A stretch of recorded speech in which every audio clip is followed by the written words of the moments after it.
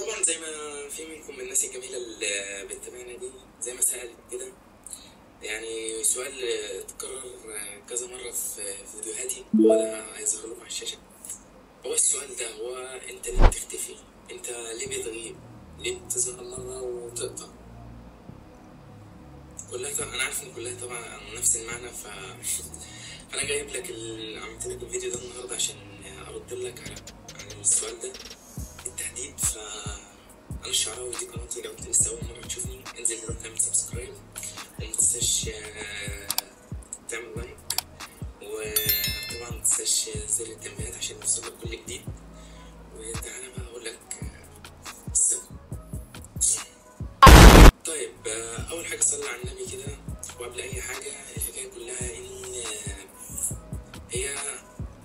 هو يعني بص، لا يا عم الحاج، احنا ناقصين لبخه في الكلام، ناقصين لبخه. هي كلها طبعا غصب عني، هو انا مش بغيب بارادتي. هو بص، اللي بيخليني اقطع مثلا مره واحده كده هو ان انا مثلا الامتحانات. مثلا انا مثلا في سنه رابعه كليه نظم معلومات. نخش في الموضوع على طول، نخش في الموضوع. فاللي بيخليني اقطع مثلا هي فتره الامتحانات. انا مثلا ما عنديش حضور في كليتي، فعادي يعني طول مثلا فتره السنه على الترمين مثلا انا بصور بس. فانا زي ما بقول لك كده، يعني انا في طول فتره السنه فاهم ببقى معايا امتحانات، يعني فاهم.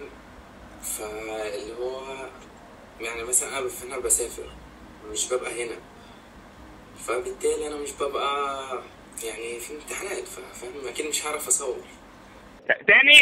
انت ما بتحرمش ولا بصراحه. يعني انا مش بعرف برضو اصور اللي هو قبل مثلا فتره الامتحانات، اللي هو بحيث ان انا اعمل لك فيديوهات،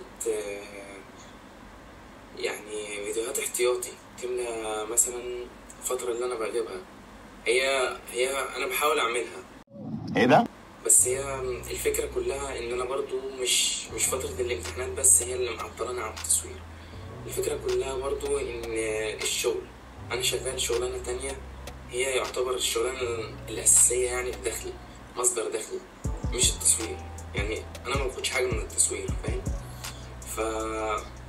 انا عارف ان في ناس بتاخد مقابل من التصوير والكلام ده، بس انا بقول لك انا لا، انا ما باخدش مقابل من التصوير، او ما انا صح لسه يعني. ف زي ما بقول لك كده، فانا يعني انا اللي بصور، انا اللي بعمل كل حاجه بنفسي.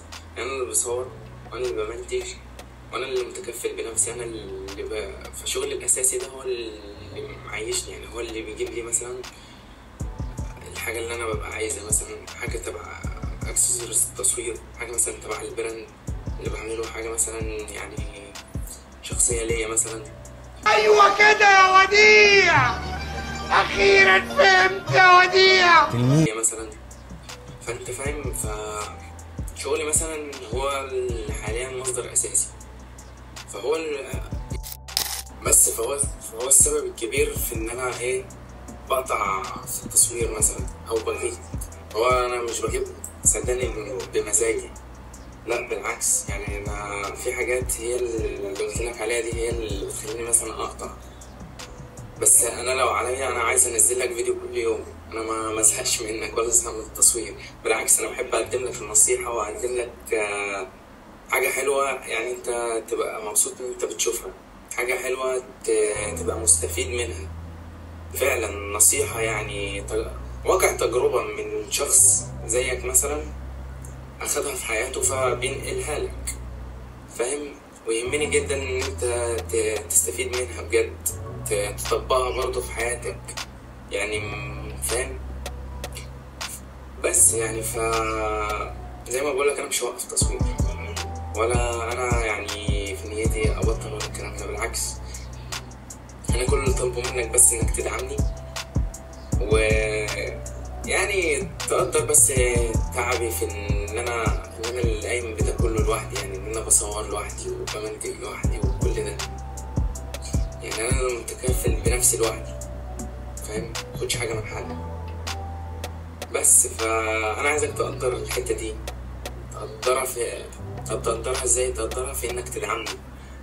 دعمك ليا يفضل متواصل، تكتب لي كومنتات حلوة، تعمل لي لايك، يعني تسمع فيديوهاتي للآخر يعني. بس ده كل اللي انا عايزه منك. وانا حابب اقول لك يعني ان ما تقلقش، برضه انا بشوف كومنتاتكم. فعايز اقول لك برضه ان الفيديوهات الجايه هيبقى فيه فيديوهات ضرب نار، وفي سلسله جديده هعملها برضه اللي هي اني ارد على اسئله المتابعين. بس انا مش عايز احرق لك يعني كل حاجه دلوقتي. بس فاهم حاجه انك تعمل لي سبسكرايب، تعمل لي لايك حلو عشان نوصل الفيديو لاكبر عدد من اللايكات، تكتب لي كومنتات عشان زي ما بقول لك هيكون في سلسله. ومتنساش طبعا تفعل زر التنبيهات عشان يوصلك كل الفيديوهات.